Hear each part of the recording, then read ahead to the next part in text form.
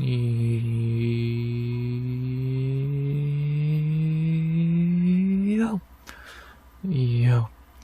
RX back with another recap of UFC Vegas 109. We back with another recap of an Apex card on a fine Saturday night, our last hurdle before Hamza Drakus. That was good. I know that's a basic answer, but I thought it was good. I've had fun with the card.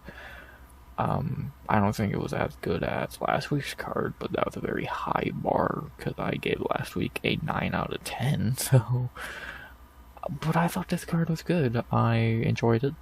I can't believe back-to-back good Apex cards. But I had fun with it. It was a fun card, fun little Saturday card. Some good fights on it, some good happened on it, some great finishes. Maybe the knockout of the year. A few duds, a few more duds than last week, but overall I did enjoy the card. I thought it was very enjoyable. It was a fine little appetizer to Drakus and Hamza, if that's what you want to call it. It was a fun card. I enjoyed it. I can think of a few problems with it, but not many. I had fun Saturday night. Fun little fight night. Not really anything big happened, but I guess a few things. It's fun. I enjoyed it. And, yeah, I don't know. Again, for just being the last hurdle before Drakus Hamza, it was a pretty decent hurdle. I enjoyed it, and, I'm excited to recap it, so it might not be the longest recap in the world, because there's a few things I'll go over pretty dang quickly. But overall, I had fun with the card. Of course, I'll give the rating at the end of the video. I talked about the card last night in the after party. If you did not see that, go check that out. And, yeah, I had fun. Is there anything else to really say? It was a fun card. So, you know, I'll get that as much shit as we give the Apex. Back-to-back weeks with back-to-back pretty decent cards. I still think the Apex is fucking useless, piece of shit, but I had fun. And let's recap our maybe last Apex card of the year, because there's no more booked at the moment, but we still got booked November and December, so we'll see with that. So maybe for the last time this year, let's recap an Apex card, but it probably won't be the last time, so. That being said, I'm gonna stop fucking rambling, and I'm gonna get into this goddamn recap. The last thing to say before I do is, of course, the normal YouTube bullshit. Like, comment, subscribe, please. 200 subs goal by the end of 2025. And, last time I forgot to say something, which I don't believe I am. I did YouTube bullshit. I talked about how I thought the card was decent. Think that means we're ready, right? Are we ready? I know I am. You are. Either way, let's do it. UFC Vegas 109 recap. Begin. 12 fights in total, same as we had in the breakdown. Everyone made weight, and we got the same card that we had in the breakdown. So let's recap just that. As we began with our first fight of the night in the light heavyweight division, even though these are two middleweights, we had a shitty opening fight that I'm not going to waste a lot of time on, because do I need to? No. As we had in our most recent fight booked for the card on Monday, and we could have went without it, we had in our card opener to UFC Vegas 109, Eryk McConico versus Cody Brundage. I know you're shocked. This fight was extremely low level and garbage, because it should have been on the local LFA card and not in the UFC. So I'll just give a quick recap of the fight. In round 1, McConico did drop Brundage like 30 seconds in, and pretty much won him the round. Brundage didn't do shit else in that round. He kind of just grappled him, so McConico took round 1. Round 2 was the best round for Brundage in the fight, where he grapple fucked McConico for 5 minutes, so he clearly took that round. And then round 3, the winner-take-all round, it was close, but I feel like McConico did more to win it. and that means I scored at 29-28 McConico. People have called a robbery on this fight, which I don't agree. I sadly can't show the judges' scorecards because they're not on verdict, and UFC did not put up a little article with them because they fucking suck. So, but I do remember the judges scored this fight fucking completely ass backwards, but I do think they got the right winner in the end, because it all comes down to round 1 where McConico dropped Brundage, and if you drop someone in the round, you automatically get that round, so that's what happened. McConico got the fight, got the drop, and got the win. I think they scored it right, but people can cry robbery all they would like. I wish it was a robbery, because I wish they would have gave it to Brundage, because I would have got my pick right.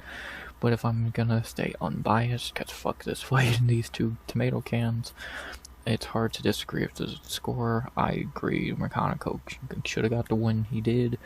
And yeah, it was a piss poor fight overall, so yeah, not really much else to say about that fight, when the only topic you can really talk about for this fight is did they score it right or not, and when the answer to that should be who gives a fuck.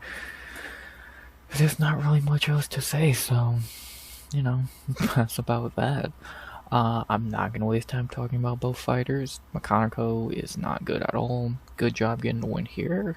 I do think he was a better fighter and he did deserve the win, but do I think he's good? No. Do I think he should be in the UFC? No. I think he's terrible. He's 35 years old, and he's gonna get his ass beat by whoever he fights next. Not giving him a fight idea. I could give less than a fuck who Eryk McConico fights. And then for Cody Brundage, he's still terrible, but he's like the Taffa brothers. He'll never get released, and we'll see him again probably before the end of the year against, I don't know, Stadrikas Dumas, Bo Nickel again, so Char Bullet. So yeah, he's fucking terrible. Trust me, I would love if they cut him, because I could go the rest of my life without ever seeing Cody Brundage fight again. But the chances of that are slim and none. He has the same contract as the Taffa brothers for some fucking reason, and we're not going to see him cut anytime soon, so yeah. Not very much to say about a piss poor opening fight, the lowest level fight on the card. Good win for McConico, even if he's not good at all. Cody Brundage is a pathetic joke of a fighter. And yeah, I think they got the score right. I do agree with the scorecards. Well, not scorecards, but I do agree with the winner. It was not a robbery. I wish it was, because I did pick Brundage, but what can you do? Good win for McConico. I guess overall, just to get a win is nice. And yeah, they both fucking suck at the end of the day. It was not a robbery. And who gives a fuck? I appreciate you trying to fill the card UFC, but we could have went with an 11 fight card instead of watching that garbage. Next, our first real fight of the night with fighters who are not garbage. Well, one is actually pretty fucking good, as we have in our second fight of the night in the flyweight division, my bad. I forget strawweight's on the main card. In the flyweight division, our first of 3 female fights tonight, and this was not the worst, but it wasn't the best. It was definitely the middle one. As we had in our second fight of the night, a super easy fight to predict. I don't know why me and JB took this out of our parlay. We're fucking stupid. As we had in our second fight of the night in the flyweight division, a layup of all layups, or punishment if you really think about it, between Gabriella Fernandes versus Julia Stoliarenko. Yeah, this fight went exactly as I think everyone fucking predicted it to go. For 3 rounds, Fernandes beat the shit out of Stoliarenko with ease in a kickboxing match. Stoliarenko, for some reason, never tried to get the fight to the ground more than 4 times, and it failed every fucking time. And after 15 easy minutes for Fernandes, she won an easy 30-27. I believe two judges scored 29-28, which I don't know fucking how. There's no world Stoliarenko won a round in this fight, but maybe I missed that round. Maybe there was a round they didn't show where Stoliarenko actually did good, because I don't think anyone agrees with them giving Stoliarenko a round when she got 30-27 with ease. And, yeah, just super easy fight for Hernandez. She didn't really have to worry about takedown too much. Again, only got shot on like 4 times. And in a kickboxing match, Gabriella Fernandes is going to beat Julius Stoliarenko every fucking time. So, Stoliarenko's just not good. I don't know why she didn't spam takedowns against Fernandes. She wanted to try and win a striking match, and she didn't even get close. Easy layup for Fernandes. That's about that, man. So, not really much else to say about the fight, so let's talk about the fighters. As you know, we always do 3 sets of a recap. The fight, the fighters, and the fight idea. Now let's move to the fighters. And of course, we'll begin with the winner of the fight, like we most of the time. Sometimes we'll talk about the loser, but mainly it's the winner. That, of course, was Gabriella Fernandes. Now 3-2 in the UFC on a 3-fight winning streak, and a good one at that. Yeah, she deserves a top 15 shot now. Like, this is a pretty, like, Stoliarenko's garbage, but Carly Judice is a win that's aging phenomenally. Kong Wang, which we all know she's getting punished for beating her, because why the fuck did you go from Wang to Stoliarenko? You know, logic. So yeah, Fernandes deserves a top 15 shot. She's probably not gonna get it because the UFC fucking hates her for some reason. Well, we know why they hate her. Because she fraud checked their terrible golden goose fraud Wang. But maybe you should pick better fighters to try and push than tomato cans like Kong Wang. So maybe that's just me. Yeah, hopefully Fernandes gets a real fight in her next one, and the UFC stops punishing her for fraud checking their tomato can. Now, outside of that, she's pretty fucking good. Her kickboxing is good, her takedown defense has got better, her cardio looked good. She's good. She could easily be a top 15 fighter. If Karine Silva and goddamn Kong Wang can be, then I think Gabriella Fernandes can be easily. And, yeah, I don't think she's gonna go any higher than like 13, 14 in the rankings, but I think she could get ranked. She's a perfectly decent kickboxer, and yeah, and even like she's had a pretty tough UFC career. Debut against Iasmin, who's gonna probably fight for the belt soon. Fucking Teresa Blato's actually a pretty good fighter, and beat Judice and Wang, which we talked about. Fernandes is good. She's pretty fucking good, and hopefully she finally gets that top 15 opportunity she more than deserves. So, yeah. And then for her opponent, Julius Stoliarenko, like, the only question you can ask is, do they finally cut her? I would say probably not. They'll probably give her one more fight. If they didn't cut her here, they're not going to cut her yet. What's her record in UFC now? 2-7. She'll probably get one more fight. I wouldn't be shocked. She can be cannon fodder to a debuting fighter off the Contender Series, or to someone they want to get back on track.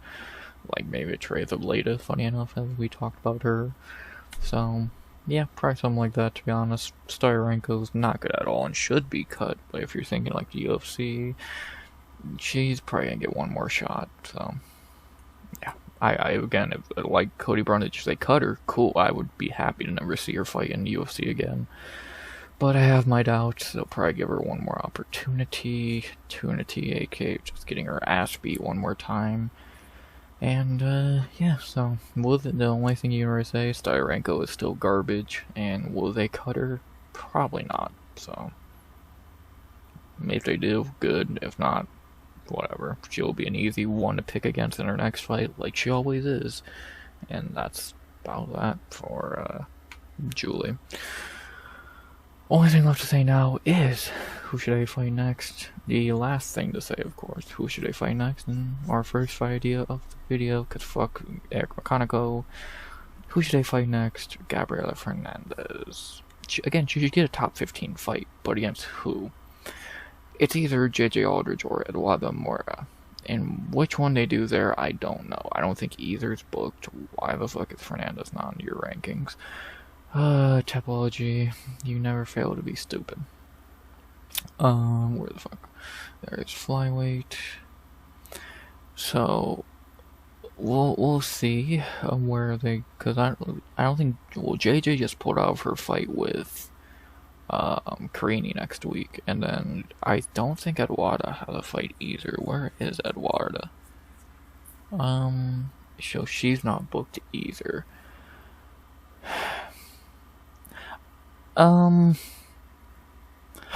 More than likely she'll fight JJ Aldrich. I think that's a fight idea I had before anyway. Because I could see Eduarda fighting Kong Wang or Miranda Maverick. I don't think they're going to try and push JJ Aldrich like that. So, more than likely, Gabriella Fernandes will fight JJ Aldrich whenever JJ heals up from her injury or whatever she had to pull out of the Creany Silva fight. So, I think that would make a lot of sense. I don't know who else you'd give a ranking fight to right now, because right now, like Luana Santos, I think, is up at bantamweight now. Jamelin Horth, no. Melissa Gatto is a bantamweight. Barbosa's fighting next week, so yeah, probably Fernandes and JJ Aldrich. I would rather see Fernandes fight Eduardo Mora, but I think that's unlikely. So let's do it. JJ Aldrich and Gabriella Fernandes. I think that's a fight idea I've had before, so let's fucking do it again. So I don't see why not. Makes sense. Book it. Fernandes, Aldrich, well, maybe depending on what Aldrich's injury is, maybe that could be in Brazil this year in a couple months, or just next year, maybe January or some bullshit. Let's do it. Fernandes, Aldrich, makes sense. But I would rather see the Eduardo Mora fight, but I don't think that's going to happen. We'll do Fernandes and Aldrich. And there you go. Not really much else to say in that regard. Will they actually give her a ranking? I'd fucking doubt it. They'll probably screw over Fernandes and have her fight fucking Nicole Calalari or some bullshit, but you never know. Hopefully I'm dead wrong, and they give Fernandes the fight she deserves. So, time will tell. But that's about all I gotta say about this fight. Good one for Fernandes. She's pretty decent. 3-fight winning streak now. Deserves a top 15 shot. Till she actually gets it. Stoliarenko's garbage, but I don't think they'll cut her yet. Let's do Fernandes and Aldrich. Pretty simple shit there. And, yeah, pretty simple fight here. I don't know why you would have wasted time picking Stoliarenko. I know a lot of people did, but I don't know why. It was a layup for Fernandes, and she showed that as easily as she could. And that's about that. Great win for, well, good win for Fernandes. 3 in a row now. Give her a top 15 shot. And let's see against JJ Aldrich.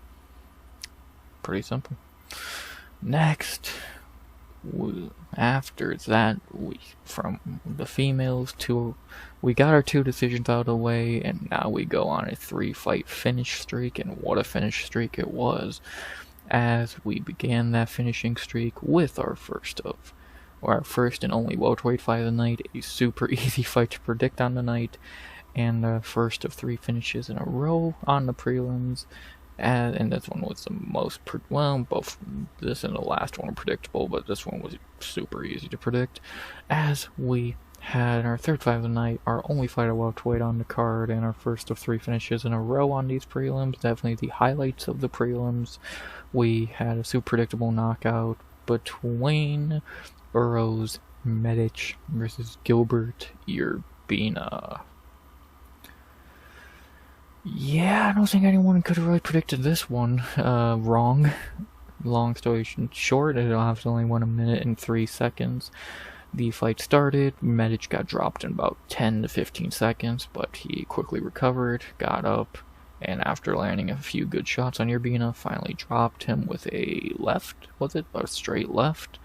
Dropped him, a little bit of ground and pound put him out, and Uros Medic got an easy first round knockout in 63 seconds against a tomato can like Gilbert Urbina. Yeah, pretty simple shit there. I don't think I'm blowing your mind with that. I think everyone with a brain predicted Medic to get a first round knockout, and he did. So, in a layup, Medic laid the ball up and got an easy splash, and that's about that. Do I need to say anything else about this fight? So, yeah, good for Medic. Pretty simple shit there. And let's talk about the fighters. We'll begin with the Doctor, Uros Medic, the winner, of course, now 5-3 in the UFC. Like I said in the breakdown, we know the Uros Medic story by now. He's good. He's gonna be able to beat these bad fighters like Means, like Urbina, like Morales. But he's never gonna be able to beat these higher level guys like your bleh, English, like your Punahele Sorianos, like your Mictebek Orobais, like your Jalen Turners, which they're pretty decent 3 losses to have in your careers, though. Medic is pretty good. I can't really say much else. He is a good striker. But again, when it comes to MMA, when he has to actually fight guys who know how to do more than just punch, he really does not have it, and that's why he's lost to Jalen, to Mictebek. So, like, I like Medic. He's a fun fighter. I think we all like Medic, but he's super one-dimensional, and it's not that hard to beat him. He's good. He is a good fighter, and he always looks good against these cans, but outside of that, he's not special. He's not nothing special. And he can't get dropped at the beginning of every fight like he did here. So that's another thing he likes to do. He likes to get fucking hit. Which against Gilbert Urbina, you'll survive. But as we've seen against Puna, he didn't. So I don't know. Like, Medic is a fun fighter, but not a great one. And that's all he's here to do. He's here to go on a card, either get finished or get a finish, and that's that. So if he can keep doing that for a couple more years, he'll have a good UFC career. So pretty simple. Not really much else to say about Uros. Medic. He's good, but he has a ceiling, and he's hit it many times by now. And then for his opponent, Gilbert Urbina, I think that should be the last we see of him in the UFC. He's not good. He never should have been in the UFC to begin with because he lost on The Ultimate Fighter to Tresean Gore, no less. And he's just not good. Like, he got beat up by Brian Battle in the finale he shouldn't even been in. He beat Oran Kosi, who's garbage, so how much water are you putting into that win? Yeah, then Charles Radke beat him, which not great. And then Uros Mech beat him, which, okay, more understandable. Just not really much else to say. Like, if his contract's up, which I'm imagining it would be, you just don't renew it and you let him walk. But even if it's not up, release him. He's not fucking good. He's 29 years old. He's not active. He's not good. And unless you want to just feed him to another fighter before you cut him, which sure you could, I just don't see the point of keeping him around. Never should have been signed to begin with. He's not good, and just let him walk. So, and again, unless they want to fucking give him one more fight where he just gets knocked out and against another Contender Series guy or something like that, cool.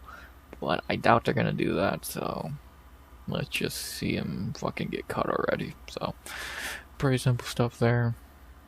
He finally made his return, just get knocked out even quicker than he did in his last fight. And he's just not good, so see, Urbina, you hit him and his brother, because he did have a brother in the UFC who was equally shitty, are 2 of the worst fighters I've ever fucking seen. So, see ya. Go to the PFL, buddy. You'll probably, looking at how their fucking finales are for their tournaments, you might be in the finale of them, so, yeah. With that being said, the only thing left to be said is, of course, who should they fight next? Tapology, where are your fucking rankings? I gotta do this every fucking... I'm just gonna do this. Fuck it. There. I'm just gonna do this, because clearly Tapology fucking sucks now when it comes to their rankings, so here we go. Who should they fight next? Uros Medic Edition. They have some fun options for him. You could give him a pretty fun fight. But who? Like this would be fun, but I don't really see a point of that. No, Kenan Song. No, you can't give him Billy. Reese McKee would be interesting, but I don't think they're gonna do that. Basso Hafez and Fugit and Prado should get cut. They're booked. No. Nico, we don't need to see Nico Price get beat up anymore. Jesus Christ. I swear Wellington Turman's not in UFC anymore. God, these rankings are fucking terrible, man. I'm sorry, Tapology, but your rankings are fucking garbage. Oban, Parsons. Him and Ratke would be kind of interesting. Like, I wouldn't mind to see Ratke and Medic, but I don't know. Maybe I doubt they do that. Yeah.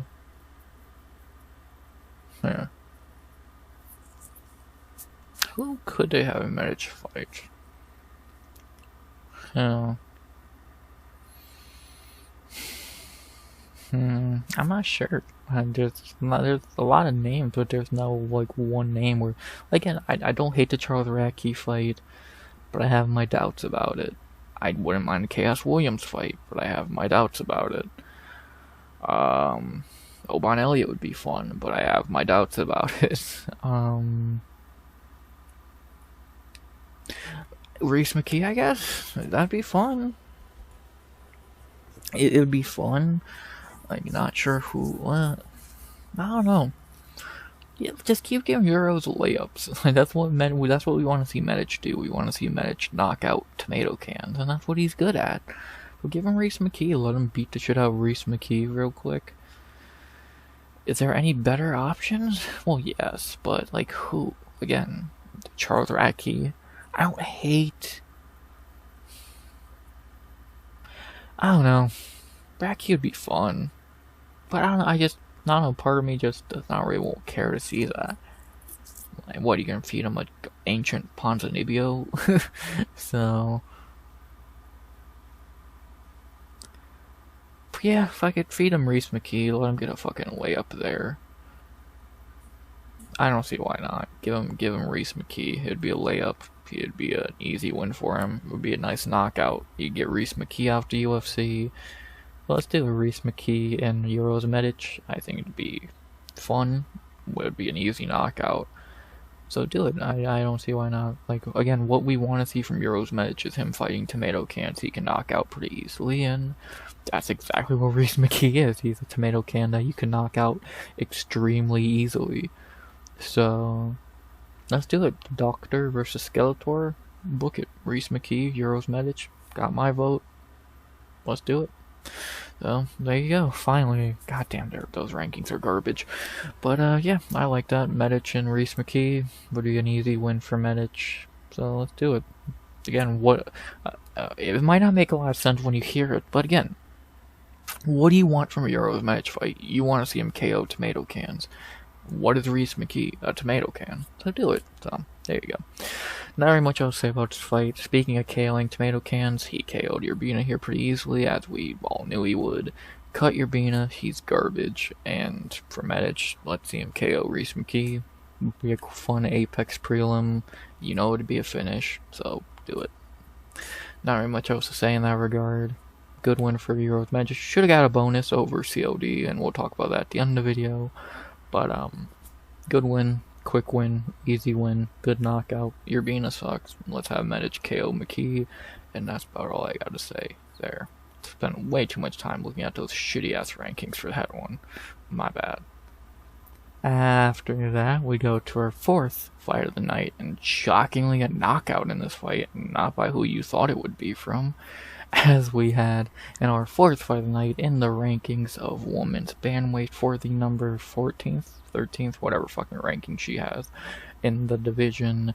Our fourth fight of the night in the women's bantamweight division, and again, shockingly a finish and the hardest fight to pick on the card, but in hindsight, was it really?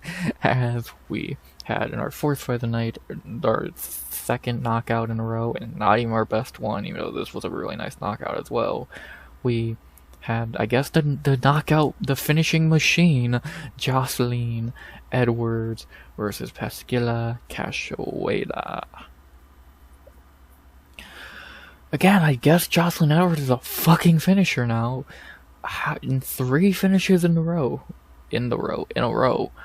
Who the fuck is this? I don't know who this Joselyne Edwards is, because I remember Joselyne Edwards being a decision machine, terrible fighter. I don't know when she learned to get finishes, but I guess she does now. 3rd finish in a row, knocking out Cachoeira. The long story short for this fight, Cachoeira just walked forward without any block and just 8 punches. And eventually Edwards kept hitting her. Hit her for a beautiful combination. I think it was right hook, and it was the right hook that dropped her. It was a combination. I believe it was a left and a right combo, and then a ground punch put her out. And Joselyne Edwards got the knockout. I get Cachoeira probably follow the same shit we did with Edwards. She's not really a finisher, but You can't just walk forward with your hands down the whole time and expect not to get knocked out. And that's what happened. She walked forward, didn't block a fucking thing, and eventually got knocked out. So good for Edwards, man. Third knockout in a row. Got a bonus this time. Knocked out Cachoeira. Good shit. Very good shit. Again, apparently she's a finisher, and can't complain about that. Not really much else to say. Good one for Joselyne Edwards, the apparent finisher now. I don't know, never thought I would say that, but 2025 is weird, man. Let's talk about the fighters. And then we'll first talk with the new finisher in the division, Joselyne Edwards, now 7-4 in the UFC, on a 3-fight knockout, well, 2-fight knockout streak, 3-strike finish streak, 3-fight finish streak. There we go. RX, you can speak a little bit of English sometimes. I know the elephant in the room with that is, who has she been finishing? Tamires Vidal, garbage. Chelsea Chandler, garbage. Priscila Cachoeira does not know what a block is. So I'll give you benefit of the doubt there. In the same breath, there still finishes at women's bantamweight, which is impossible to see.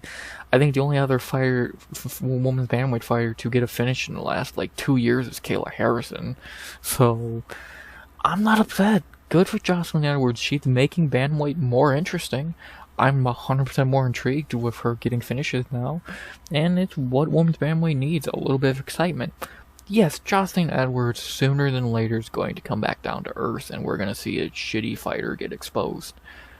But, until that happens, I'm going to fucking enjoy it. I'm going to enjoy seeing Edwards get some finishes. So, good for Edwards. She's becoming a likable fighter. She's the best Edwards in the UFC, and that's not even a debate. And good for her, man. 3 finishes in a row now. Got a bonus this time, which she deserved for the Chandler fight. She's good, apparently, and until she comes back down to earth and we see if she still sucks, I'm going to enjoy this knockout streak of Joselyne Edwards because it's fun. It's fucking fun, and I'm enjoying it, so good for Joselyne, man. She's apparently good now. And then for Priscila Cachoeira, so I asked a question in the breakdown. Is she actually better at bantamweight, or is she the same shitty fighter she's always been? And oh boy, did I get my answer. She's the same shitty fighter she's always been. Yeah, that's about the long and short of it. She still just wants to have a brawl, and if you actually get technical with her, or you just hit her enough times, she will go down. So she still sucks. She's even up 10 pounds, she's still shitty. 5-7 now in the UFC. They're not going to cut her yet. If they were going to, they would have a while ago. So they'll give her 1 or 2 more fights. At 36 years old, she is the same shitty fighter she's always been, but she doesn't know how to give us a highlight. If she's giving it or receiving this highlight, then that's up in the air. But this time she was on the receiving end of the highlight. And yeah, she's the same shitty fighter she's always been. So fuck Cachoeira. With that being said, let's talk about our final part of the recap. Who should I fight next? Thank God I don't gotta use those shitty rankings. I can use these shitty rankings for that. For Joselyne Edwards, now on a 3-fight winning streak of finishes, you gotta give her a top 10 opponent. But who? It's 2 options, in my opinion. It's either Mayra Bueno Silva or Irene Aldana. She called out Irene, but also Shitara would be an interesting fight. Let's think. I think Eileen is probably going to step in versus Norma. For Noche, I would imagine. So that'll leave Irene open to a fight. Yana's booked. Hosa could fight Mayra. So let's do it. Irene Aldana and Joselyne Edwards. I don't see why not. I'm down for it. I'm more than down to see that fight. I know it's a big jump for Edwards, but when you get 3 finishes in a row in your division, why the fuck not? Plus, who else would she fight? Misha Tate? No. Nora Canole? No. Cavalcanti? No. Well, I don't know when the fuck she's ever fighting again. So, let's do it. Fucking Joselyne Edwards and Irene Aldana. Eileen will probably step in against Norma. Carol can fight Myra. I don't know when the fuck Cavalcanti's ever gonna fight again. Maybe she'll fight Ketlin, who knows. But let's do it. Joselyne Edwards and Irene Aldana. I think that's warranted. Let's do it. Book it. Pretty simple shit there. Book it. I think that'd actually weirdly be a great fight, which is insane to say about a Joselyne Edwards fight in 2025, but she's apparently good now, so good on her. So, there you go. Not very much else to say about this fight. Good one for Joselyne Edwards, who apparently is a finisher now, and who should this new finishing Joselyne Edwards fight? That was not English at all. Let's see her fight Irene Aldana. Do I think they'll actually do that fight? I doubt it. She'll probably, knowing the UFC, Edwards will probably fight like fucking Cornell or Misha Tate, some bullshit that makes no fucking sense. But if we're going logical, she should either fight Myra Bueno or Irene Aldana. Either one is fine. I think Irene would make more sense. Let's do it. Joselyne Edwards, Irene Aldana. There you go. For Cachoeira, she'll be back in probably next year to either lose to someone or beat a tomato can. We'll see who she fights there. Beats me, who it could be. And, yeah, that's about that, man. Good win for Joselyne. Apparently getting finishes now, 3 in a row. Good for her. Making women's bantamweight more interesting. And let's see her fight Irene Aldana. About really all I gotta say there. There you go. Good for Edwards, making women's bantamweight interesting again. Well, it was never interesting, but she's trying, so good for her. And then, after that, our co-main event of the prelims, the thumbnail of the recap, the highlight of the card. What the fuck was this? Maybe the knockout of the year. In our co-main event, the prelims, I can't even say too much about it. You should just go see it yourself. As we had in our co-main event, the prelims in the bantamweight division for the first time tonight, and God, it was the highlight of the goddamn card. Again, it's usually for these cards, you know, I'll do like 4 images from the card. Nah, the thumbnail for this video is this finish. As we have in our co-main event of the prelims, the highlight of the card, and maybe the knockout of the year, Elijah Smith for Toshiomi Kazama.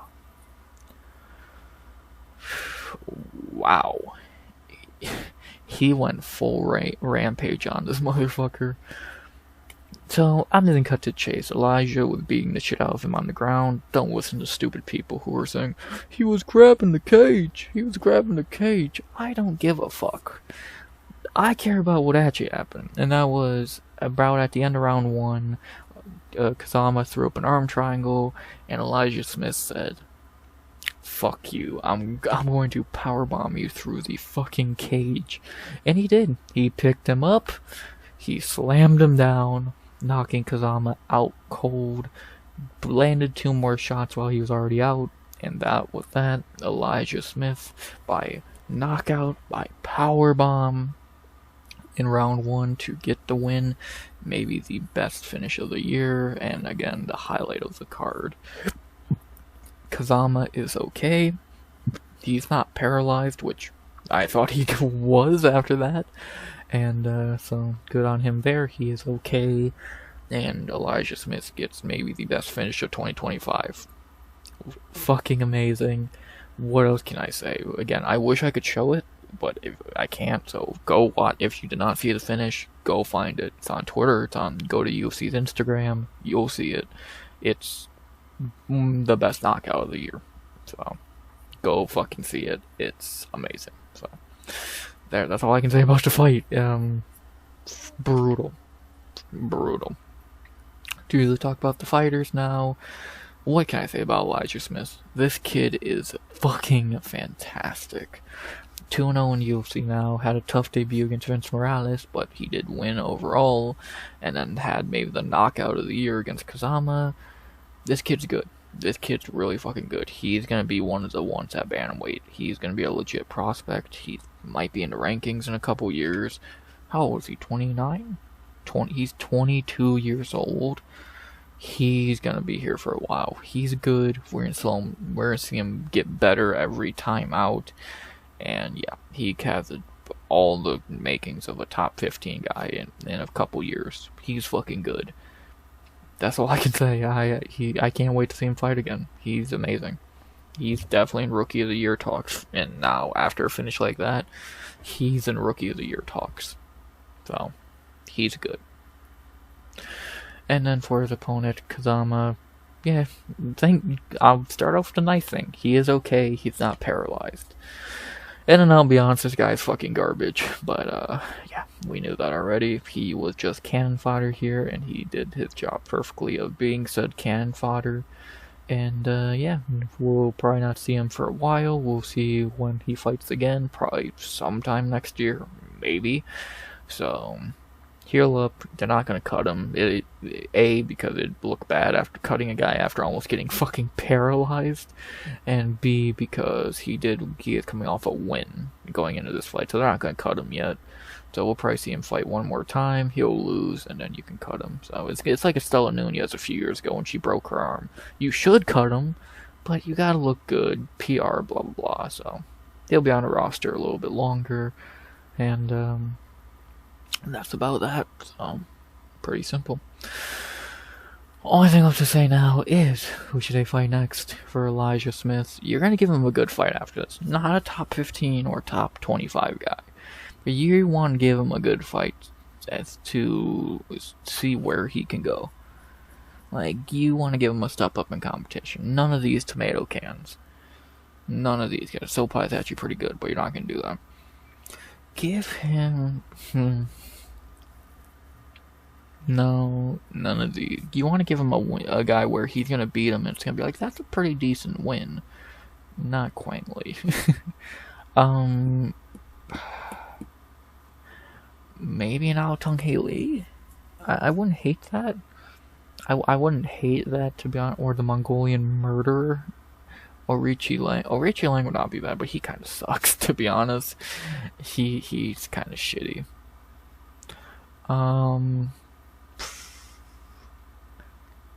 Why? I'm not gonna fucking complain about these rankings anymore. They're so bad. You want to give him a good fight where after he beats him, it's like that. Like, I think Aotong Haley would be that. Aotong Haley's, yeah, he's not a great fighter, but he's perfectly mid. He's a perfectly mid guy. He can beat you if you suck enough, but if you're decent enough, you should beat Aotong Haley. So I think that would probably be the fight.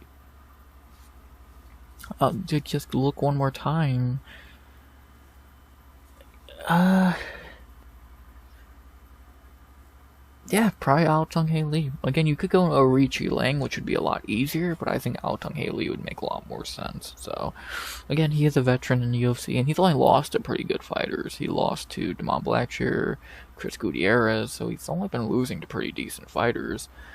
So I think that would make a lot of sense. Elijah Smith, Aotong Haley would be a good win for Elijah against a veteran who is not great, but it's not a complete layup.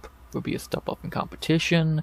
After he wins that, he could move up into like a better, like maybe a fucking someone like a fucking I don't know, a fucking Saeed Nurmagomedov or some bullshit like that. So let's do it. Elijah Smith and Aotong Haley. I think that'd be a good fight. Would be a good test for Elijah, and he should win that fight. Let's do it. That works for me. So maybe it doesn't work for other people. What the fuck? But let's do it. Elijah Smith and Aotong Haley. Sounds like a good fight in my books. Would be a good step up for Elijah. So book it. And that's about that, man. Not very much else to say. Again, I can't do this knockout justice. If you did not see it, go watch it on YouTube, Twitter, Instagram, something. Go watch it. It might be the knockout of the year, and it was just phenomenal. So Elijah Smith was great. Lock of the night won easily as expected, and he's just so fucking good. So that's really all I can say. Great one for Elijah Smith. Great knockout for Elijah Smith. He's good. And Kazama, good to know he's okay. He's a terrible fighter, but good to know he's okay. And who should Elijah Smith fight next? I like him against Aotong Haley. I think that'd be a good fight. A good step up for Elijah, so let's do it. Pretty simple shit there. Not really much else to say. Good one for Elijah Smith. Knockout of the year. Highlight of the card. Thumbnail of the video. Amazing. All I can say. And then, from amazing to amazingly shit, our featured prelim. In the light heavyweight division, I'm gonna waste no time here, because this fight was fucking dreadful to watch. As we had in our featured prelim in the light heavyweight division, a can versus can battle, where one of them had to actually win, and one of them did. Barely. As we had in our featured prelim, Julius Walker versus Raffael Cerqueira. What a dog shit featured prelim. Like, I get it. They gave it a shot because they thought it'd be a knockout. But this never should have been the featured prelim. This fight sucks. It sucked, and it never should have been the featured prelim. So, I don't know whether you want me to say shitty fight, shitty fighters. Walker clearly won. He kind of just grapple fucked Cerqueira for 15 minutes. Clearly winning a 30-27. I don't think anyone disagrees with that. No, so, yeah, clear win for Walker. Boring grappling match where neither knew how to fucking grapple. And, yeah, not gonna, no fight idea. I don't care who they fight next. They're both garbage. Neither of these guys are UFC level, and they would lose to 99% of the guys on the roster. They are fucking garbage, so, yeah. Cut Cerqueira. Walker is going to lose to anybody with any look of talent, and, yeah. Shitty fight, shitty fighters, waste of time. Next. I'm just being honest, that was a dog shit featured film. After this, no less. So, that's about all I gotta say. And that's about all I gotta say about the prelims. They were good. 47 minutes in the video, they were good. I thought this part of the prelims were pretty good. This part and this part sucked, but the middle four fights were pretty damn good, so I enjoyed it. I thought this, if you just watched this part of the prelims, you'd enjoy it. I had a good time with them, and yeah, I thought they were good prelims. They gave us the knockout of the goddamn year on them. They better be good prelims. So, yeah, not very much else to say in that regard. So, shall we move to the main card? I think we shall we? 6 more fights to talk about on this card. Some of them not a lot to say, some of them a little bit to say. Either way, we're going to say something about all of them, so let's not waste any more time. 48 minutes in, let's get to the main card after a good prelims, and we begin the main card with a fight on paper that looked like ass, and in execution was still ass. I don't care what the finish, this fight sucked. As we had in our main card opener for UFC Vegas 109 in the middleweight division. Definitely the middleweight fight no one gave a shit about before or after, because this fight was meaningless. As we had in our main card opener UFC Vegas 109, Christian, Leroy, Duncan versus Eryk, Anders. Shitty main card opener was a shitty main card opener. I know you're shocked. I'll cut to the chase. COD knocked out an ancient Eryk Anders in 3 minutes. Ooh, I don't give a fuck. COD is garbage. Eryk Anders is ancient. I don't care. It's a shit. Eryk Anders should be in the GFO. COD should be in Cage Warriors. This is not a UFC fight. These two are shit, and that's that. So, like, the only thing good job you knocked out Eryk Anders for the first time he's ever been finished. It only took him till being 38. So, let's see him knock out a 28-year-old Eryk Anders. Yeah, it's not gonna fucking happen. So, COD's garbage. I don't care what anyone says. The dude's not good at all. He's just a British Char Bullet, which is a fucking insult. Because Char Bullet's a fucking garbage can, so. yeah. And then Eryk Anders is Eryk Anders, the mid fighter we all know him to be. So yeah, just not really a lot to say. So the only thing I will say, and I will give a fight idea, I want to see COD fight Shara. I think that'd be funny. I think that'd be a fucking interesting fight. The UFC's two baby boys fighting. I want to see it. I think that'd be fucking hilarious. I don't know who I'd pick there, because I think they're both garbage, but I would love to see that fight. So they're never gonna do it, but if they did do it, it would be funny. COD and Charbullet. Let's fucking go. I think that'd be a sweet fight. So just because they're both garbage, and it would be so funny if the fight sucked, because it would just prove the point that they are both garbage. So let's do it. COD and Charbullet. Book it. And then for Eryk Anders, yeah, you could retire, dude. We truly don't care. So that's about that. Shitty fighters in a shitty fight. Decent knockout, but Uros matches was way fucking better. And yeah, about really all I gotta say there. I think this fight was meaningless. I thought they both suck. And if anything, if we get COD and Shara out of it, that'd be the only decent thing to come out of the fight. So let's do it. That's about all I gotta say there. And yeah, that's about that. After that, we get to what should have been the main card opener, because it was actually a good fight and not that middleweight garbage with COD, as we had in our second fight of the main card, a very decent fight, but another fight people cried robbery on. Not the only one on this main card, there was one more, and I think they're wrong on all three accounts. So, you know. What do I know, though? I think I'm right, but what do I know? As we had our second fight of the main card in the bantamweight division, our last trip to bantamweight tonight, that with real bantamweights, not flyweights.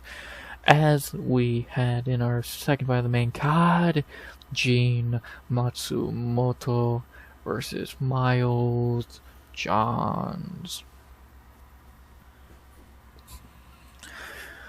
Yeah, I don't think we're really shocked by how this fight went. Gene clearly won with a decent fight in round 1. Miles Johns had his best round of the fight, taking the round pretty clearly. Gene just didn't really get going yet, but that was clearly the best round for Miles Johns. And then in round 2 and 3, Gene started to take over. He was beating him on the feet. He was keeping it on the... He was stuffing the takedowns mainly. Got taken down like twice for like 30 seconds, but it was nothing. And I think after 10 minutes, Gene Matsumoto was the clear winner. It was close. It wasn't a layup. It wasn't like domination. But making a case for Miles Johns is a fucking reach. And I think that Matsumoto won 2 and 3 pretty soundly. Looks like people do agree with me in that department, which is good to see. So, yeah, I know a lot of people cried robbery here, mainly just because they bet on Miles Johns, which, you know, that was your fault. And, yeah, good win for Gene. Getting a win over Miles Johns is always impressive, because he's a pretty good fighter. And this fight was okay. Not amazing, it was a little bit forgettable, but it was okay. And, yeah, pretty simple. Good win for Gene to stay undefeated and beat a really good Miles Johns in a very okay fight. Not a robbery at all. They got it right, like they did on this card. So I know people called robbery on 3 fights, and they were wrong on all 3. So what does that tell you? But with that being said, we'll go to our next part of the recap, and that's the fighters. First, talking about Gene Matsumoto. Now 4-0 in UFC with some good wins. Argueta, Katona, Font, Johns. He's making a good fucking streak for himself, and he's really damn good. 25 years old. The kid's gonna be one of the ones, man. His striking is good, his grappling's good, his cardio's good. He's really fucking good. And that's about what I can say about about Gene Matsumoto. He's really fucking good.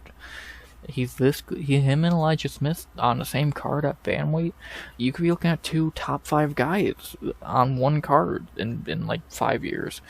So this could be like when we saw, well, I won't go to that extent, but this could be like those cards where we see those like 5 years later, they are here and here. It's like Gene and fucking Elijah are good, and Gene looks really good here. He's a good fighter. He's gonna be in the top 15 sooner than later. 4-0 now in UFC. He's good. pretty fucking simple. He's pretty damn good. And then for Miles Johns, tough loss, but he's a good gatekeeper. He's a pretty solid fighter. He's always going to be a tough fight for anyone he fights. And, yeah, he's pretty good.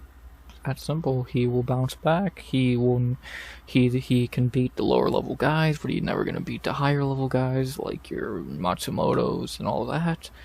And, yeah, that's about that for Miles Johns, man. He's pretty good. Solid unranged gatekeeper.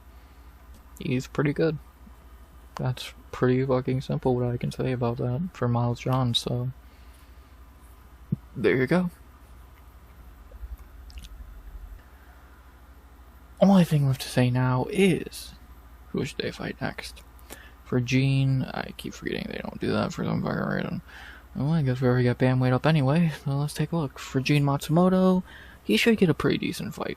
He truly should get a decent fight. Not a top 15 fight, I don't think. That'd be a little bit of a reach. But he should get a pretty decent opponent. Who, though? Let's take a look. None of these guys. These are all, like, under him. Who the fuck is Patchy Mix? That dude's garbage. None of these guys. Not Bashar would be backwards. Muim. No. Giannis wouldn't be terrible, but I wouldn't be shocked if he fights like Payne Talbot or fucking some bullshit. So, Douglas is suspended and wouldn't make a lot of sense to begin with. Gibson, no love. Saeed, Simone, no. Houston, no. I don't hate a Victor Henry fight, but it just doesn't, like, that win really doesn't move. I don't think it really moves you too much anymore. Damon Blackshear would be good, though. I think that'd be a pretty good fight. Or even him and Jonathan Martinez would be good, but I don't know about that one. I like the idea of him and Damon Blackshear. I think that could be pretty good. I truly do. I think that could be a pretty solid fight. Do we go Damon Blackshear coming off that pretty bad loss to, what's his face? Fucking Davey. I'm not against it. I'm down to see that. Damon Blackshear and Gene Matsumoto. It'd be a really fucking good fight. Like, outside of that, the only other options are, like, Adrian Yanez, which I don't think they're gonna do. Or, Victor Martinez, Saeed Nurmagomedov, Jonathan Martinez. There's some other options. But I like the Damon Blackshear fight. I think that'd be good. I think that sounds like a good idea. It would be a good test for Matsumoto. He should win that fight. I'm down to see it. Gene Matsumoto, Damon Blackshear. Book it. I think that'd be a good one. Would be a tough one for Gene. He should win, but it would still be tough. Let's do it. Gene and Damon. Book it. Sounds like a good idea. Again, there's other options that wouldn't be bad, but I think that would be the best one, so book it. And then for Johns, he'll fight the next, like, I wouldn't be shocked to see him fighting, like, Malcolm Wellmaker, Rinya Nakamura, one of the prospects coming up, so. Or he'll fight a veteran. I could see maybe he'll fight, like, a fucking, I don't know, who's a veteran, like, I don't know, Ronnie Yaya. I don't know. And I think it makes more sense to have Johns fight a prospect like Rinya or Wellmaker, something along those lines, so. But we'll see, you never know. It's Johns, he'll bounce back. He's pretty damn good. He just had to fight Gene Matsumoto here, who's just phenomenal, so. But really, all I can say, good win for Matsumoto to stay undefeated, 4-0 now in the UFC. And who should he fight next? I'd like to see him fight Damon Blackshear. It sounds like a good fight. Would be a good step up for him. Let's see it. Not really much else to say. Johns will bounce back. Matsumoto's really good. Let's see him fight Damon, and let's see if we can go to 5-0 in the UFC. Next, our third fight of the main card, and one I'm extremely happy I got right. Even if I did pick it biasly and had no faith in getting it right, oh am I happy I did, as we had in our third fight of the main card in the featherweight division. A fight I was so happy to get right, even if it was biased. It still feels good to get it right. I can laugh at y'all for still pretending this guy's good, as we had in our third fight of the main card, my happiest correct pick of the night, Andre Fili versus Christian Rodriguez. Oh, How long do I gotta tell y'all C-Rod's garbage till y'all start listening? He's not fucking good. Christian Rodriguez is a terrible fighter. I don't care what y'all think. But he beat all these prospects. Who? Raul Rosas, who's garbage and we know it. Cameron Simon, who's pretty much cut from the UFC. Austin Bashi, who's garbage. He lost to Isaac Dolgarian. Like, who the fuck has C-Rod beat? Nobody. He's not good. I don't care what y'all say. C-Rod is garbage. I don't care that he beat all the prospects. None of the good ones. I didn't see him fight Malcolm Wellmaker. I didn't see him fight fucking Kevin Vallejos. I didn't see him fight fucking I don't know who was the prospect. I don't know. But yeah, if he beat those guys, sure. But fucking Raul Rosas' bum ass and Austin Bashi are not good wins. I don't care what y'all say. And that's that. C-Rod's garbage. I will keep telling y'all, and y'all won't listen. Christian Rodriguez is garbage. And then for Andre Fili, 30-27 to bum pretty easily. Just dominated him on the feet. Really was not even much of a fight for him. Fili still got it, man. Happy for Fili. Still got it, getting his first win in a while. Especially since people don't think he won that Cub Swanson fight. So this is really his first win in like 2 years. And good for him. It's always a good card when Touchy-Feely's winning on it. We all love Touchy-Feely. It didn't suck to see him lose this one to a tomato can. And he looked good. So I guess we got a new mystical fighter, Father Andre Fili, because now he is a dad, so good on him. And yeah, always good to see him win a fight. Always loved Andre Fili. Who doesn't? He's always a good fighter. And yeah, pretty simple shit there. Not really much else to say in that regard. Good win against Tomato Can, and I guess since we're already here, let's get to our final thing. Who should they fight next? For Touchy, there are some interesting fights for him, I would have to imagine. He is kinda on the older side, so we'll see what they do for him. Hopefully they don't feed him to a prospect, knock on wood. But who could he fight? None of these guys are way below him. Who could he fight? No.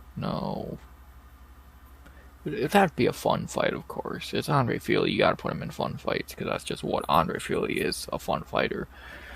Him and Billy Q would always be a really fun fight. I'd love to see. It's a shame we haven't got to see that fight yet, but I'm pretty sure Billy might be booked.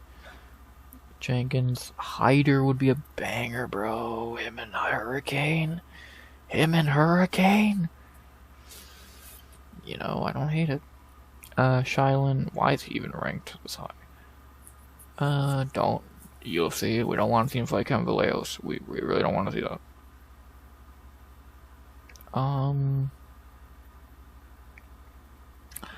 I'd be down to see him fight Hurricane Hyder. I think that'd be a very fun fight.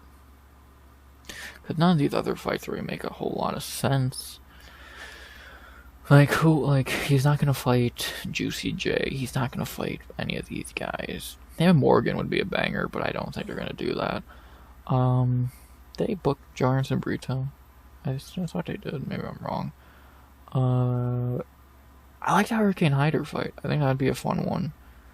Hyder coming off that loss to Delgado. Fili's a fun fighter. That'd be an insanely good fight. I'm down to see it, man. I truly am. So let's do it. It's like for Fili, it's either Billy Q, which I don't think they're gonna do, Nate Landwehr, which I don't think they're gonna do, Juicy J, which would be fun but unlikely. Darren Elkins would be a banger, but I don't know what they're gonna do. If Elkins at this point, I don't think it's gonna be that fight, to say the very least. Let's fucking do it. Let's do fucking Andre Fili and Hyder and Meal. It sounds like a banger. It would probably be a banger. Book it.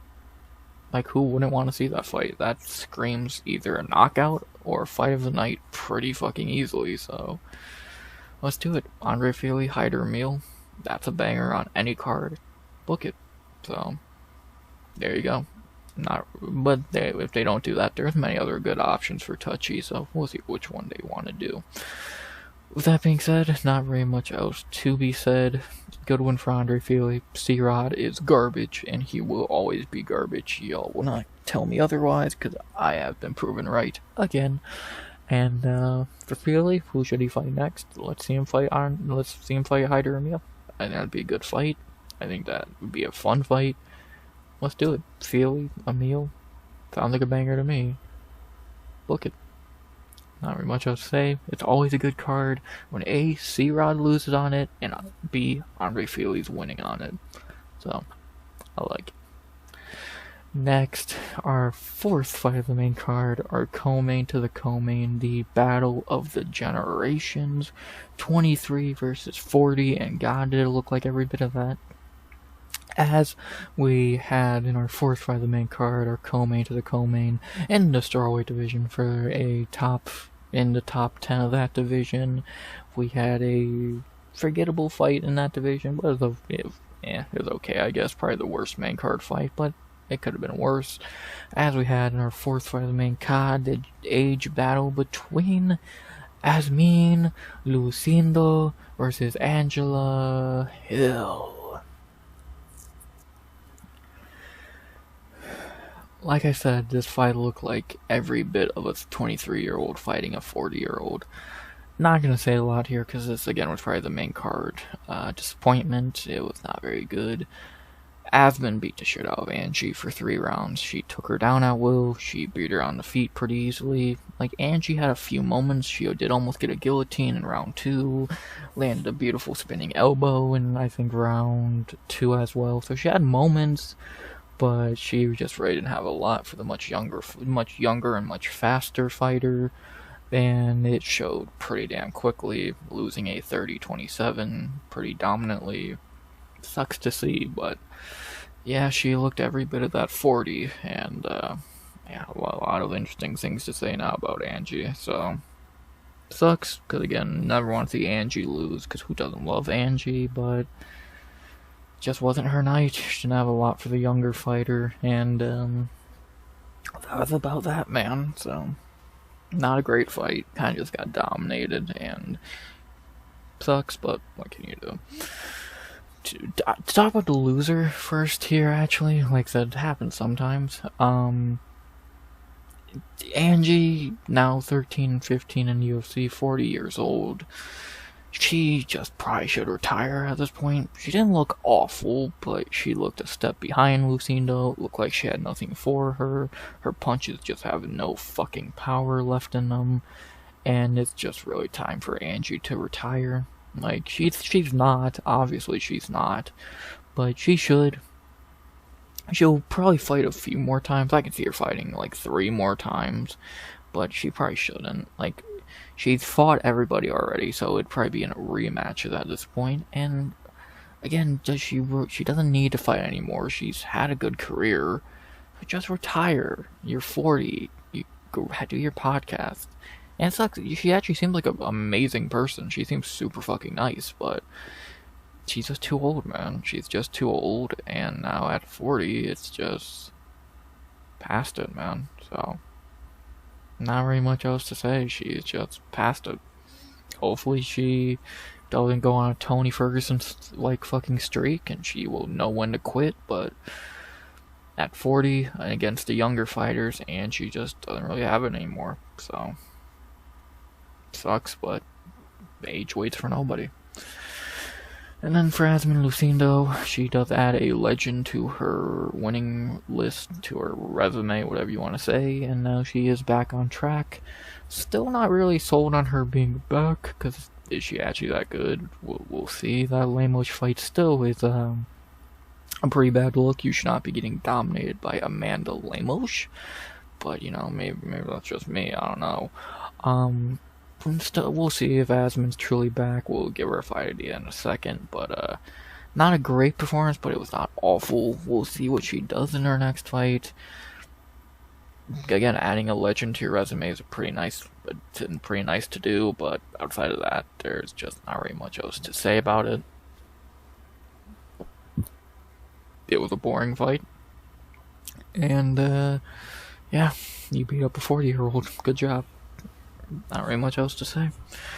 Only thing left to say actually is, who should they fight next? For Iasmin, beating number 12, now she's still gonna stay at number 8. Who could she fight? She's not gonna fight Dern. She's not gonna fight Ricci. They're probably gonna fight each other. She's not gonna fight Xiaonan. She already fought Lemos. Maybe the winner of Andrade and Godinez probably would make the most sense, because there's really no one underneath her who really deserves that jump up. Gomes ain't gonna get it, Luma ain't gonna get it, Pennington ain't gonna get it. So probably the winner of Andrade Godinez would make the most sense, I'd have to imagine, because she's not gonna fight Julian, she's not gonna fight Ricci, she's not gonna fight Dern, and she's not gonna fight Xiaonan. So that really leaves a few options, so probably the winner of Andrade and Godinez, like I said, would make the most sense. And probably if it's Godinez, because Andrade is probably not going to, you never know what weight class she's going to fight in next, so more than likely if Godinez wins, her and Lucindo would probably make the most sense. So there you go. So yeah, not really much else to say in that regard. And then for Angie, if she sticks around,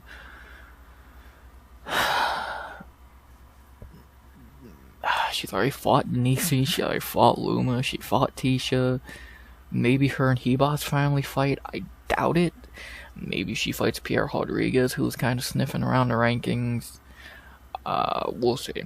I'd say those are probably the two most likely options, either Hebos or an unranked fighter like Pierre, fucking, what's her name? Jacqueline Amorim, someone along those lines. So probably something like that would make the most sense, and yeah, we'll see. We'll fucking see what they do with that, so we'll see what Angie does next, and she seems to be sticking around for another fight. Time will tell what Overkill does next. But not very much else to say here. Pretty weak fight, definitely the worst fight on the main card. It was a 23-year-old beating up a 40-year-old pretty easily. It's never going to be the most exciting, and it really wasn't, so there you go. For Lucindo, she'll probably be waiting for the winner of Andrade and Lupe Godinez next week, so we'll probably have a fight here for her next week. And for Angie, again, she sticks around, there's options, but I still would rather just see her retire at this point. But you never know, maybe. Knowing Angie, she'll get another fight booked and she'll find a way to win, so that's the Angie way. And, yeah. That's about that. Not a great fight. Good win for Lucindo, at least, adding a legend to her resume. The only other fight I got wrong on tonight, so I'm not thrilled about that, but it's picking Angie. It's always an option and a good idea. And, yeah, didn't work here, sadly, but 9 out of 10 times it will, and did not here, so sucks to see Angie lose. Good win for Iasmin, adding a legend to her resume, and that's about that. After that, almost at the end, gang, as we hit the co-main event of the evening in the flyweight division, but it was at bantamweight, but we know it's flyweight.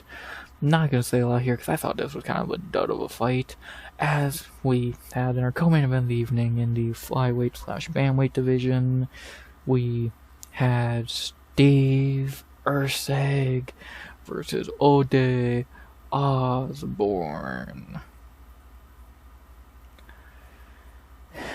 Yeah, I thought this was a dud.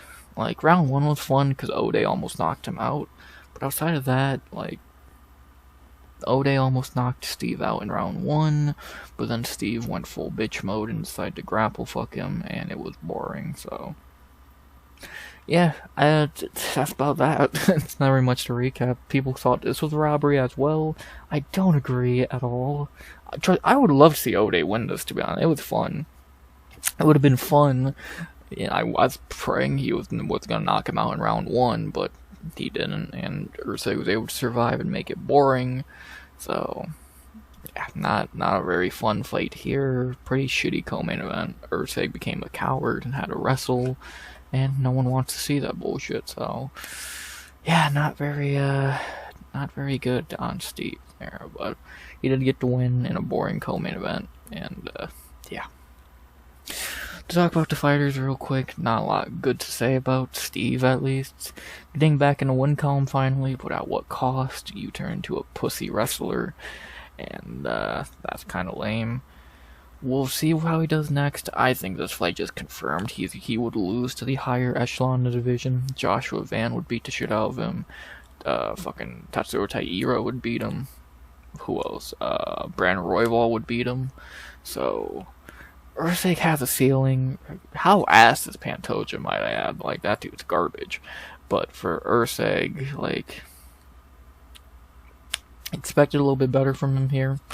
But not turning into a coward-ass wrestler, but what can you do? We know his ceiling now. He's a pretty mid fighter. He's going to get beat up by higher level guys, but he can beat the lower level guys. Barely. And, yeah, I don't respect that he turned to a coward-ass wrestler, and I expect better from you, so. If you shoot a takedown, you're a bitch, and, stop doing that. And then for Ode, good performance. Showed up on short notice, and actually did pretty damn good. So, we'll see how he does in the next fight. This Ode Osbourne, he's never going to do much in the UFC, but he'll win some, and he'll lose some. Always good to have him around. He's a good guy. Good fighter, kind of. In round 1, he's a good fighter. His grappling still sucks. His striking's good. His quickness is crazy. His power's good. It sucks that Erceg turned into a coward against him, but what can you do? Ode looked good. That simple. Only thing I'll say now is who should they fight next. I probably won't put Steve in the fight ideas post because I don't respect how he fought, but I will still look at it. Who could he fight? Probably either rebook the Alex Perez fight, maybe Asu Almabayev. Probably one of those two would make the most sense, or maybe a Ramzan Tememirov. Actually, I wouldn't hate that. Like, you could have Asu fight Alex Perez, and then Ramzan could fight Erceg. I don't hate that, to be honest. I truly don't hate that. But we'll see. We'll see what they do. Again, I probably won't give Steve a fight idea because I do kind of not respect how he won that fight at all. I thought it was really bitch shit. But yeah, I don't hate that Ramzan Tememirov fight. Again, Asu could fight Alex Perez. It would make a lot more sense in that regard. So we'll see. We'll see. We'll see. It's that simple. Fuck it. Again, Ramzan, book it. And then for Ode, we'll see who he fights next. Some unranked guy, probably on some Apex prelims. We'll see how he does there. Always wishing him good luck, because we always want to see Ode win, but it's easier said than done for him to do so. And, yeah, that's about that. We'll see what happens next with these two. Probably not going to give a fight idea, but for Erceg, I would be down to see him fight Ramzan. I think that'd make a lot of sense. To an extent, just because, again, Erceg looked like shit here. So, let's do it. Ramzan and Erceg, but more than likely they were going to feed him Alex Perez, who he would beat easily, so time will tell. We'll see. And that's about that. Shitty co-main event. Erceg turned to a bitch. Don't shoot a takedown or I lose a lot of respect for you. And that's about that. And then, finally, for our main event of the evening, a fight I don't have a lot to say because there's not much to be said. Our main event of the evening, in the middleweight division, a fight that went exactly as predicted for anyone who knew what they were talking about. Our main event of the evening, in the middleweight division, our last fight before Drakes and Hamzat to end UFC Vegas 109. We had Anthony Fluffy Hernandez versus Roman Dolidze. Yeah, this fight went exactly as I think everyone predicted. Fluffy beat the shit out of Dolidze. Like, we've used the term mauling, like mauled before in the sport, but this was a legit mauling. This did not look like a fair fight at all. He beat the living fuck out of Dolidze. He beat him on the feet easily. He threw him on the ground at will. He beat the living shit out of him, and it was not competitive at all. And all I can fucking say after this is, why is this man wasting time with tomato cans in the Apex? He should be in goddamn title talks. He's done more than Imavov. He's done more than Kaio. He's more exciting. He's fucking great. He's on an 8-fight winning streak. A good one at that. Like, I don't know what else this guy has to do. He's not going to get a top 5 fight. He's not going to get a title fight. We know what they're going to do with him next, and it's bullshit. It's complete fucking bullshit what they're doing to this guy. And he should be in a better position than he is, but the UFC fucking hates him for no reason. He's been jumped over by bums like fucking, well, not bums, but he's been jumped over by guys who don't fucking deserve it. Like Renier de Ritter and fucking Imavov, who are not... Imavov's not good. Renier is only 4 fights into the goddamn UFC. Like... Look at, I said this last night, look at Fluffy's winning streak and look at Renier's UFC run. Tell me who the top 5 guy is again.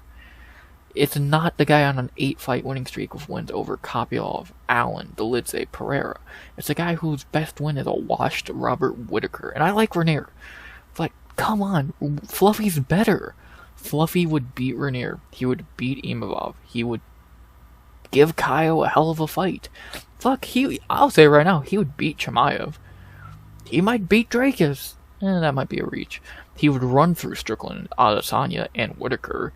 Like, he's better than a lot of these guys. He should be a top middleweight, because he is a top middleweight, but he's getting fucking shafted every fucking way, and it's bullshit. So, at least he's in good spirits about it, but he should be in the top 5 by now. He should be in title talks by now. He should not be wasting time with Roman Dolidze, who's garbage in the Apex. That's all I gotta say. Dolidze's garbage, we already knew that. Nothing to say there. He's gonna go back to beating... He's gonna go back to fucking fights no one's gonna watch on, like, the fucking prelims of a pay-per-view. And yeah, he fucking blows, so... It's bullshit. We know they're gonna have Hernandez fight Whittaker. We know they're gonna do that shit, and it's bullshit, but what can you do? Hernandez is gonna fight Whittaker, which makes no goddamn sense at all, but, you know, it's gonna happen. Izzy's gonna fight Strickland, Renier's gonna fight the winner of that, Imavov's gonna fight Kaio in a few weeks, and we'll see what happens there. Chimaev and Drakus next week. I feel bad. It's so bullshit. Like, Fluffy should be here. Like, here. Not here. Like, he's better than all these guys. He would beat all of these guys. And again, he would beat Renier. He would beat Izzy.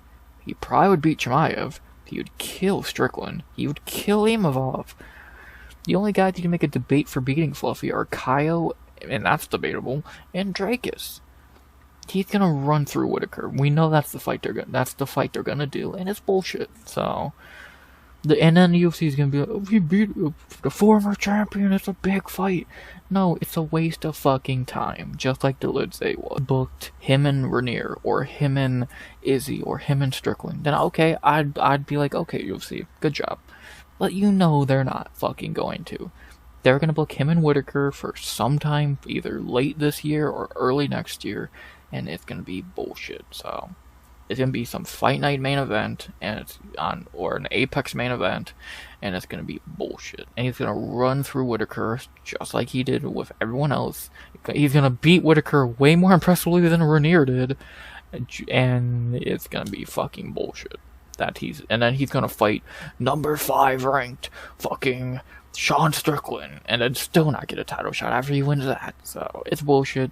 Fluffy deserves way better, and it's a crime that he's wasting his time beating this tomato can in the Apex, instead of actually being in fights that he deserves to be in, like a Renier fight, like a title fight. He should be in a fucking title fight, but it's bullshit. That's all I can say. Good win for Fluffy. He looked flawless, and he better. UFC, I want you to prove me wrong. Give him a real fight. Don't give him Whittaker. Whittaker's a joke now. Give him a real fight. You know you're not going to, but you should. Give Fluffy a real fight. That's all I can say. Fluffy deserves better. Finally, with me saying that, I say, boom. That was the card. That was UFC Vegas 109. To go over how I did on picks. 10-0-12, 6 perfect, 700 points on the dot. You love to see it. Angie dropped the ball, which that happens. And Brundage, you're fucking tomato can. So, pretty good day of picks. I'm happy with that. The bonuses were 4 performance bonuses, 2 fluffy COD, because Elijah Smith and Joselyne Edwards. I think Uros Medich deserved a bonus more than COD, but, you know, whatever. Poor Medich. And they love COD for some reason, even though he's garbage, so what does that tell you? Thirdly, if you missed a card, what should you go back and rewatch? Definitely the 3 finishes, they were pretty good. You could skip McConico, Fernandes if you want to skip that. Definitely skip this garbage. Skip. You could watch if you want. Watch if you want. I would skip these 2. They're not very good, and watch the main event. So, Fluffy, Elijah, Medich, and Edwards for sure. And then debatable on Fili and Matsumoto and Fernandes. Everything else skip. It was not really worth it. So, about that. And then lastly, our favorite segment every week. The chopping block. Who's on it this week? It's a 2-headed chopping block this week, in my opinion. And those 2 heads on it will be Gilbert, Urbina, and Raffael, Cerqueira. I think that's a pretty obvious chopping block. Urbina shouldn't even be in the UFC to begin with. Cerqueira, 0-3. Get the fuck out, you suck. And then, yeah, like if you look at the rest of the card, who else could you put on there? Brundage, maybe, but you know they're not going to cut him. Stoliarenko, maybe. Cachoeira, not happening. Kazama, I doubt it. Anders, I wouldn't be upset. Johns, no. C-Rod, they should. Angie, no. Ode, no. Delidze, no. So, Thea, Cerqueira, and Urbina, you 2 are garbage. Good riddance.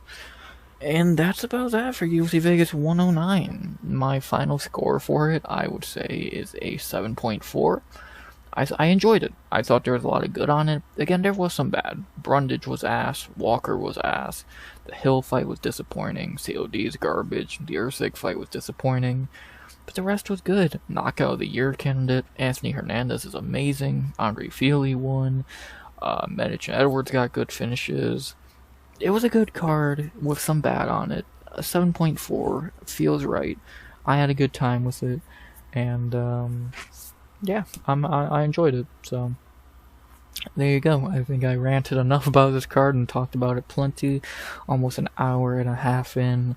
I think I'm ready to end this shit. I'm tired of talking about this card, even though I will talk about it in the Hangover stream later tonight. For right now, I think I'm good, so there you go. Not very much else to say. Hope you enjoyed the recap. That's all I got to say about this card in the video form for right now. Again, I'll talk about this card probably later for the Hangover stream, so keep an eye out for that later on Sunday today.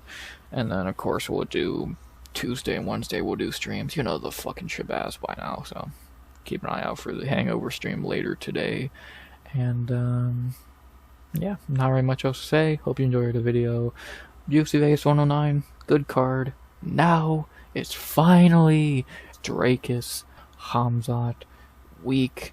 I'm excited. I cannot fucking wait. It's gonna be fun. So let's fucking do it. So obviously that's the next time you'll hear from me in video form is Friday, breaking down that card and then recapping it on Sunday. Gonna be a lot to say and it's gonna be interesting. And then, of course, on stream, you'll hear from me a lot. Sunday, Tuesday, Wednesday, Friday. Cannot fucking wait. Some shorts will be out over the next couple days, like always. Keep an eye out for those. And, yeah, about all I gotta say there. Hope you enjoyed the video. Please like, comment, subscribe. 200 subs, always a goal by the end of 2025. And as always, unless I'm free to say something which I don't believe I am, can we finally end this shit? I think we shall, by saying, as always, hopefully see y'all tonight for the Hangover stream. RX out. Good vibes only. And always, Fluffy deserves better.